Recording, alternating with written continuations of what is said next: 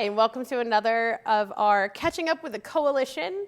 I'm here with Carissa Sochersky, my co-host, and today our special guest, Lindsay. Say hi, Lindsay, to all 10 of our viewers. Hi, everyone. I'm Lindsay Rosa. I am the Youth Prevention Coordinator at the Coalition. Lindsay is the one who keeps us on the straight and narrow and reminds us about how our habits impact our youth, right? Absolutely. Is that a good way to put it? Sure. All right, sweet. So Carissa and I were trying to figure out what the topic for today would be. So we'll talk about a few things, but I think the theme we wanted to go for, it is that time of year, is gratitude, thankfulness, just remembering what's good about our community. And so we'll kind of stay on that train of thought. And so my exciting news is that in order to be grateful for our staff, we are going to announce a couple closures. So the Friday after Thanksgiving, our office is closed to give our staff an extra day to hang out with their families. And then the last week of the year, we are also going to be closed, our office. So our staff can take that much needed rest before we jump back in after the first of the year and get right back to it. So if you're looking for us around that time of the year, we won't be around. I'm sure you can still drop us an email, leave us a voicemail. We'll get them after the first of the year, and we'll make sure we get back to you. But I think we're all looking forward to some holiday nap time, I feel like. I just want to, lay on my couch and read a book. And I know that people joke about that all the time. My current needs are sweeping my entire house and laying on my couch and reading a book. I'm a simple person. And I just feel like that's what I'm going to use my vacation time with. I want to cook. Yeah. And not at 9 o'clock at night. Yeah. I'm looking to go to Montreal. What? All right. Well, Lindsay's For taking an 3 days. That's so cool. That's nice, though. Yeah. It's beautiful. Yeah. You'll love it. I've never been. Never been to Canada or never been to Canada, never been, yeah. You're going international. It's not my first time out of the country, but it's my first time to Canada. Internationally north? Sure. Sure. That's a thing. Upper Maine, though, can sometimes be internationally north. Feels like it, but it's totally part of the country. Very cool. Montreal's beautiful. You will love it. So that's exciting. And let's see. What do we got for announcements, folks? So many announcements. Do you want to start?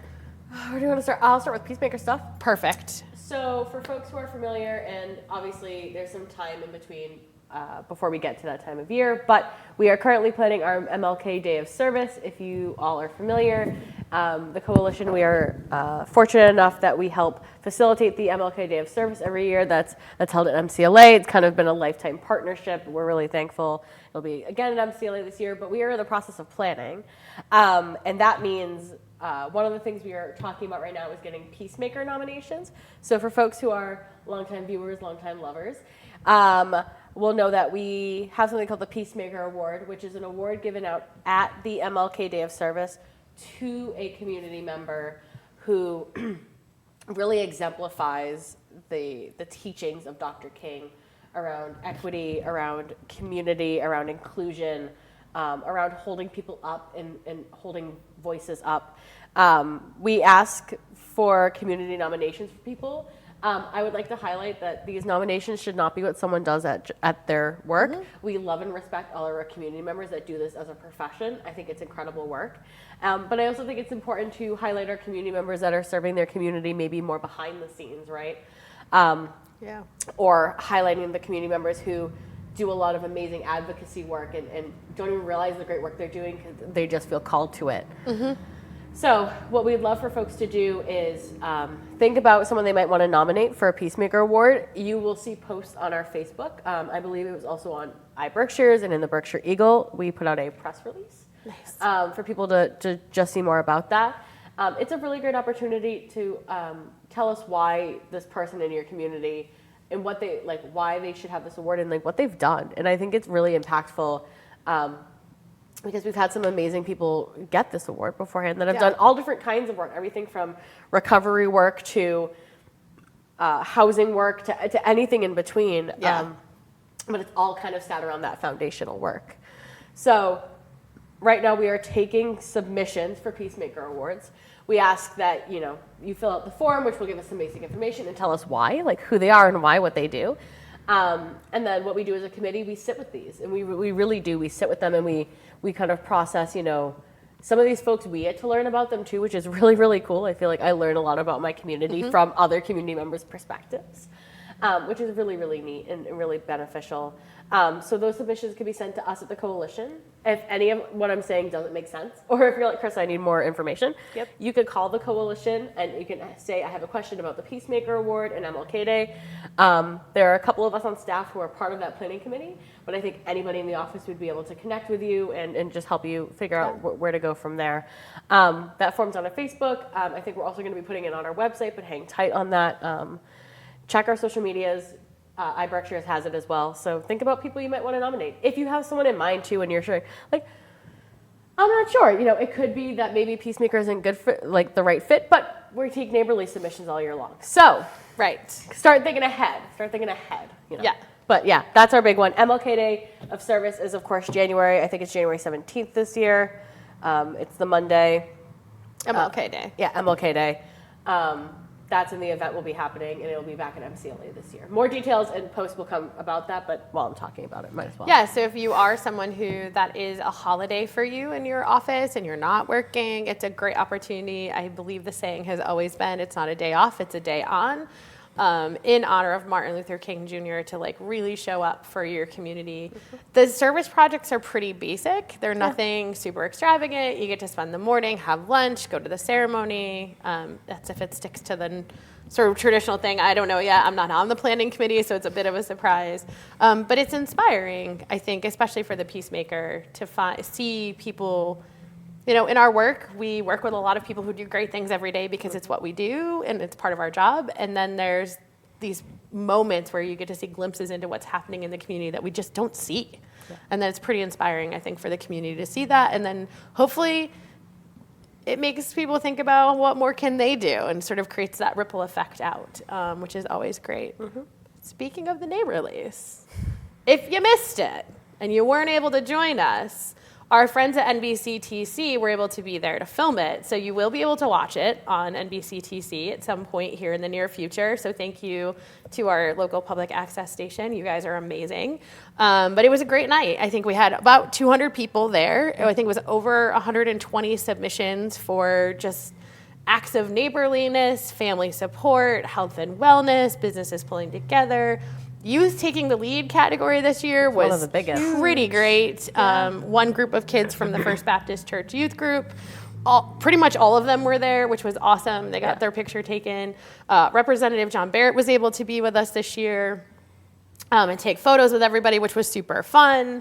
It was a good time. It felt good and normal, and I like that. I'm grateful for feeling good and normal. Maybe old normal, not new normal, but like some old normal. But it's always kind of nice. What was your favorite moment, though? Lindsay, go for it. Oh my gosh. I warned you I do spontaneous questions. I know. I'm trying to think. I think it was just seeing the community just come out and getting to see a lot of familiar faces. Of people that I haven't seen in a while. But getting to catch up with them, even if it was just briefly, getting to connect with them without the mask on, I think that was that felt very enriching. Nice. Yeah. Favorite moment?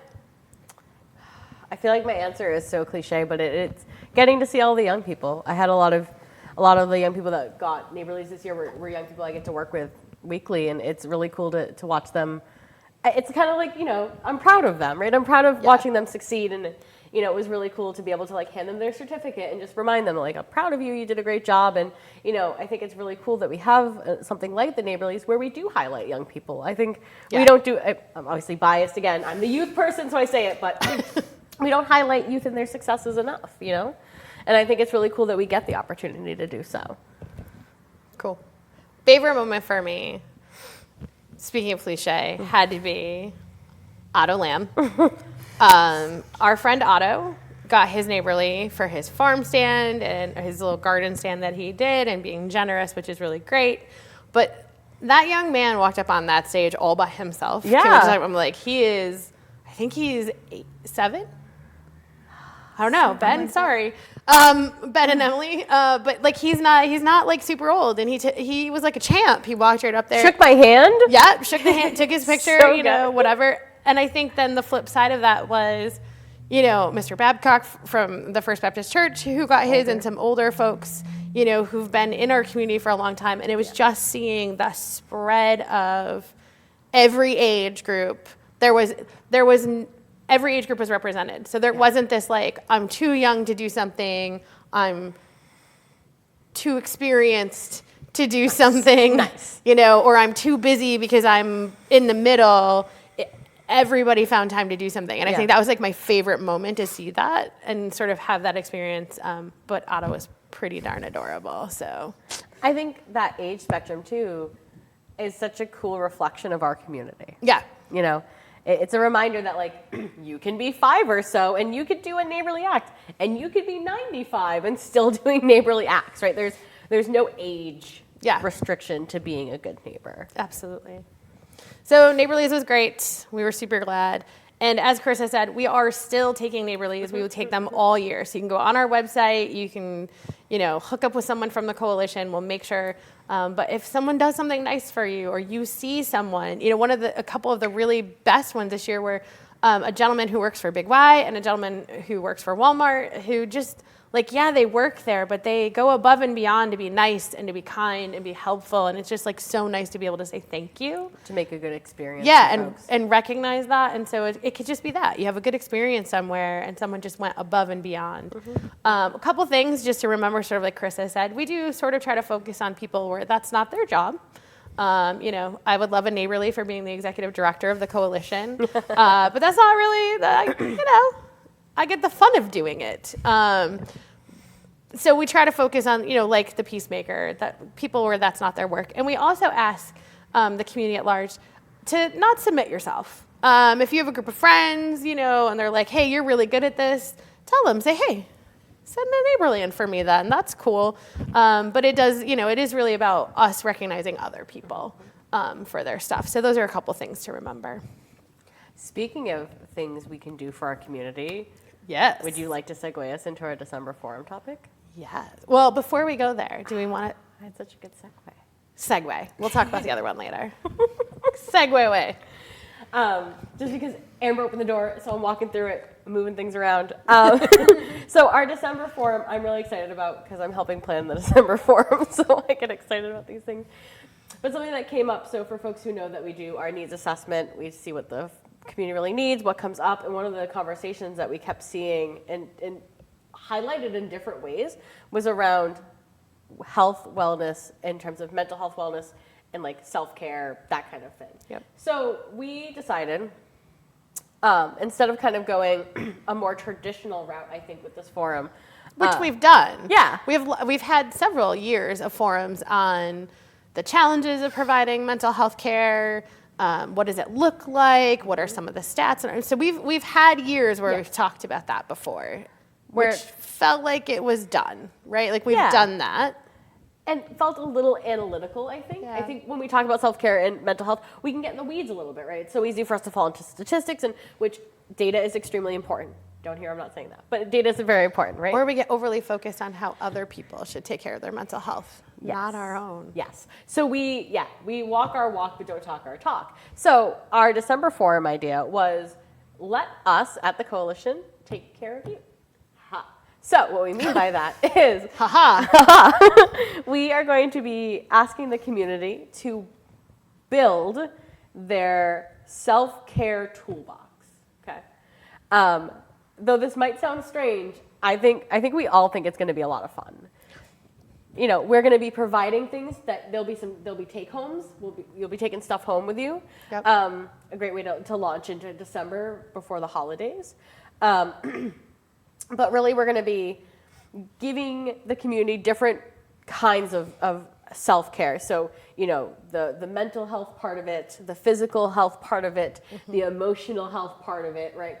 All these pieces that all build up to make positive or just cohesive self-care, right? I think we also think self-care has to be like bath bombs and candles and, you know, whatever, or that self-care has to be like intensive X, Y, and Z. But self-care can be just as simple as starting one routine, right? So, you know, in our planning meeting, we had talked about that. Yeah, and I think what's important too is the the context around this, and we'll talk about this more at the forum, is we often recognize people doing the work. We're the worst at it. We talk about how important it is. We say the word self-care, and it's just sort of like a nobody is actually like doing it. And then when you ask the question, so if you are someone who's working a lot, how do you rest? And what is the purpose of rest? And I think that's the challenge, is because we've forgotten as a culture what it means to truly rest. I think it's a cultural thing, in that, you know, I'm sure some people can identify with this. We go home at night, we sit down, and we go, Facebook. And we're on Facebook for years and years, or years, hours. It feels like years. But you can lose hours in games on your phone or Facebook or things like that. And then you get off and your brain isn't rested. And the people around you are probably like, you know, if you're like, my kids when they were little, it was like, mom, you know, where are you? And all of that stuff. And it doesn't feel restful. And so this was really for us about trying to create the experience for people to sort of kind of put your money where your mouth is and say like, all right, not only are we going to give you, but we're going to also ask you to experience this in the moment with other people. But yeah, it's sort of important for us to like remind ourselves and each other it's okay. It's okay to take care of ourselves so we can turn around and take care of others. Not because we're necessarily like more important, but because in order to do our work well, we have to be able to do it. When I'm tired, I'm not able to. And I think it's going to allow you to be able to try different things without having to actually like buy the products in order to test it out. Yeah. You know, I think a lot of times we look at something in the store and we're like, oh, that's going to help us, but I don't really want to spend $15 on this one thing. But now we are kind of giving you the option to say, why don't you just try it? And then if you don't like it, no harm, no foul. Like, you didn't waste the $15. But even then, you could pick up something that you've never tried before and end up loving it. Yeah. And I think it's totally true, right? It's the putting on your air mask metaphor, right? You have to put on your own before you can help others. And people in different lines of work, it's hard. It's hard to remember that. And I'm just really looking forward to taking care of our community for a little bit, especially because the holidays are different for everybody.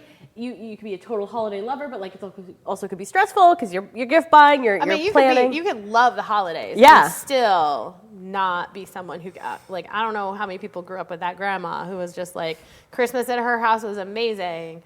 But I'm sure she crashed when it was all over because of all the cooking and the cleaning and the decorating and the, so you know organizing. Those people too. Like they want to go all out and then they forget like to enjoy it. Yeah. So that was my segue. So our December forum, It's also, so it is the second Friday of the month and it is from 10 to 12, but it won't be at Terra Nova. So we have been invited back by the First Congregational Church of Williamstown to come back to Williamstown. So we're really excited about this opportunity, again, to stretch ourselves into other parts of our communities. Parking is always a challenge in Williamstown, especially at that time of day. So there is a parking garage that you can park at and walk a little bit through campus. So just as a heads up, take your time, come a little early so that you have time to park and walk if you need to. Carpool if you know you're gonna, if your friend wants to go. Definitely carpool if you can. It's so much easier. But don't leave at the last minute and stress yourself out before you come in to get cared for. Yeah. Counterproductive. That's our first word of advice. Yeah. Give yourself some time. Give yourself time. But yeah, so it is in Williamstown. And again, you can call if you have any questions, call our office. We're happy to give you some more details. Before we forget, because I think Gabby would be terribly disappointed in us if we forgot to mention the very next exciting thing that's coming. And that is our community outreach volunteer training, which both of you are graduates of. Correct?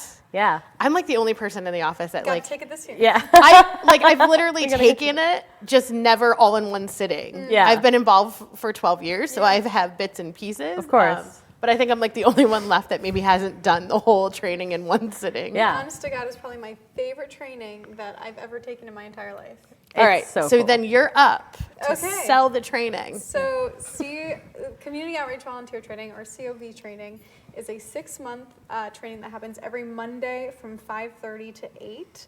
And you have this cohort of community members from across mostly North Berkshire County It's typically in those Williamstown, North Adams, but we're trying to expand out.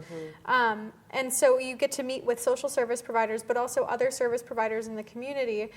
You get to get some like professional development training, how to write, you know, for yourself, like how to do resumes and cover letters, how to work social media. It's definitely just you build a relationship with this cohort, and then you're able to kind of like bounce ideas off of them in the future. So even when even though I've graduated, I still reach out to some of my cohort, or you know, I see them on the street and I'll say hi, and I think it's kind of nice to have that depth in the community with people. Yeah. Yeah. I think it's just a really cool opportunity if you're someone, especially if you're new to the community. Oh, yeah. I think it's a great way to get plugged in because you are meeting these service providers. You're seeing the face of the people who help with heating, that help with, resources in the area. You're putting a face to the names that you get numbers for, or you hear the voicemails of, or you call and talk on the phone to. And you're getting to hear from the people the work that they get to do. And I know that I'm somebody who, when I get to hear people talk passionately about their work, I get passionate. Like, I get very excited. So I think it's a really cool training. I think it's also great because you're connecting. I know in my cohort, I had community members that were in their 80s, and then there were community members closer to my age, and it was really cool, hearing long-lived experiences. And then me being new in this line of work, me being new to the community in a lot of senses, I felt really like I was taken under wings, right? I felt like I was told where the best sub shops were, but also I was told how to get connected to BCAC, right? Like, it was like this whole, so it's not just the providers that attend, but it's also the friends and like the community members that you connect with. Because I think we forget that networking piece is also key. Even if you don't do any of the kind of work that we do, community connection is important. Yeah. And I think, thinking back to our forum this last month around engaging and retaining new community members, what's great about this training is you're talking about how you get to meet people, learn about the services, but you're also meeting people. And, I joke, we have the 6 degrees of Kevin Bacon. Yeah. North Berkshire, it's like the 3 degrees of North Berkshire. Like, you don't have to take that many people before you're in. And so just getting to know the cohort of people that you're going to be with, plus the provider community that's coming in to educate you about what's around here, all of a sudden they find out, oh, Amber loves to do, like painting. Yeah. Okay, and next thing you know, it's like, oh, did you know there's this painting project? And then there's this thing, and you're all of a sudden engaged, and there's something to do, and now you're meeting a whole nother group of people. And so it's just this really great opportunity to meet people and create community if you're moving here and maybe you just don't have one yet. So there's that as well. And then for folks in our community who say like, well, I'm not really into like big volunteer opportunities, but maybe you're that person on your street that you know everybody and you kind of look out for everybody. This training is a great opportunity for you to have information so that when you are talking with your friends and neighbors and they're like, well, I kind of need help, you can provide it, and you know exactly where to send them and what they need to do, and it doesn't feel so scary for them, but also you feel well educated in the information that they need. So it serves a lot of purposes. It's great for new employees. So as a lot of us have hired on new staff and are engaging them, it's a great new employee training for some younger folks that are coming straight into the workforce out of college and maybe haven't had that professional job yet. There's some of that professional development in there. So it can serve a lot of purposes for folks in our community. And the big thing is it's free. I was just going to say. So your commitment and your time is worth a lot. So we don't ask you to pay for this. We know you're already putting a lot into it. And so it's a free thing that the coalition offers to the community. And there's always snacks, right? And I know that might seem silly to mention, but like if you work all day, right, coming and sitting at a training could be hard if you just want to go home and eat dinner. So there's snacks, right? And we try I think they're going back to potlucks as long as the cohort is okay with it. I think there's going to be, but I haven't. Don't quote me on that. We did dinner for mine, and that was, I think, my favorite part was just coming in and then having dinner with my friends, and then like we would play like a get to know you game, and I always found something new about the people. And you walk in the first day and you're like, oh my gosh, I'm the youngest one in the room. Yeah. But then like, no, I don't know what that's like. Sorry. It's been a long time since I've had that experience. But then like I found so many connections that like I made these deeper connections with people that I had like thought I had nothing in common with. Right. And you know, there's still people that if I see them on the street, it's like, oh my gosh, hey, how are you? Yeah. Yes. And I think that that's one of the coolest parts. But it is free and it is a time commitment. But if you have the flexibility or the ability to balance it, I just still recommend it. Yeah. And you can, again, call our office. You can ask for Gabby. You can, like Carissa said earlier, any one of our staff can certainly. We have several members on our staff who have taken it, can give you firsthand experience, what it's like. If you know Annie Rogers, who was one of our teammates at one point and has since moved on, but stayed super close. She's still facilitating it for us, which is awesome. This is her jam. So it's always great when we can bring her back in and she can, you know, inspire other people in the community to do the stuff that she loves. So it's very cool. Very cool. I love it. It's really fun. All right. So I know we've got our last couple minutes. It always goes so super fast. It does. It goes fast. But I feel like we should spend a little time because we said theme was grateful. We've said a lot of things that we have in our community that are good, right? A lot of things that but let's talk about some things that we're grateful for and that be our sort of capstone to end on. All right. So who wants to go first with the thing? Oh, I was telling you to go first. Because you know exactly what I'm going to say I'm grateful for. I don't. No. What are you grateful for? I'm really grateful for my friends and my family, for food, and my cat. Okay, I knew the cat was definitely You knew we had to mention something. Okay. Sweet. Gosh, I'm really thankful for the people I have in my life that I love a lot. I'm really grateful that I can write and that I'm a creative person and I get to do that. And I'm gonna be cheesy. Sorry, y'all. I'm really grateful for my job. I really think I'm not just saying it to be Amber's here, right? I just think I have the coolest job, and I'm grateful that I get to serve my community and young people in a way that feels impactful. That's very sweet. There's so many things. I feel like this is the Emmy speech or the Academy speech that will never end. We'll start playing you off, right? soon. Someone's gonna get the hook and pull me off. I think when I think about the things that I'm grateful for, all of it's connected to people, whether it's my friends or my family, certainly my team and my coworkers at work. You guys are awesome. And the ones who aren't here, you're awesome too. The community. But moving here 16 years ago, I had no idea that I would feel like it was home. And it's home, and I'm grateful for that. I'm grateful that this is home. So, okay, see that? There's the Academy Award. I thank you. Feeling grateful is good, and we should do it more often. But I'm glad this is home, and this is where we get to be. So I couldn't agree more. On that note, right? Yeah. Thank you guys for joining us. We will be back in December. We'll have special guests. Join us at the forum. Sign up for COV. Get your neighborlies in. Peacemaker Award. Peacemaker, if you know someone who deserves it, let's get it in. And have a wonderful Thanksgiving holiday with your family and friends. Be Take well. care. Thank you.